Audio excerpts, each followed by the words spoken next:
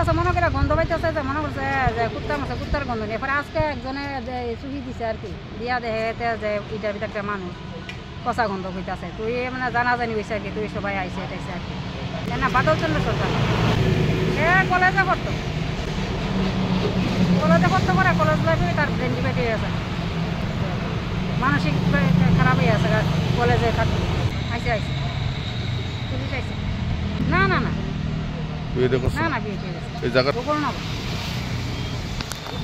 কি হয়েছে আজকে সকাল 10টার সময় আমরা একটা ইনফরমেশন পাই যে রাস্তার মাথা গোপালনগরে একটা ডেড বডি রাস্তায় লগে একটি পরিত্যক্ত ঘরের মধ্যে একটা ডেড বডি পাওয়া গেছে। আমরা স্পটে আসি, আশেপাশের লোকজনকে জিজ্ঞাসাবাদ করি।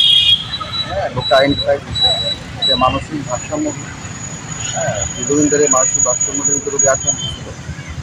তো জানা গেছে নাম জানা গেছে, ওর নাম হচ্ছে বাদলচন্দ্র সরকার, বাবার নাম বীরেন্দ্রচন্দ্র সরকার, বয়স বাড়ি বয়স 27। বাড়ি থেকে আর কেউ ছিল তবে দেহটা পাওয়া গেছে সেখানে কি কেউ বসবাস করতো না, এটা একটা প্রত্যক্ষ মানে কদিন হবে মারা গেছে বা কিরকম প্রাথমিকভাবে কি মনে হচ্ছে? ডেড বডি দেখে তো মনে হচ্ছে 2-3 দিন হয়ে গেছে। মানে দেহটা কি ঠিকঠাক আছে না, ওরা ডিকম্পোজ।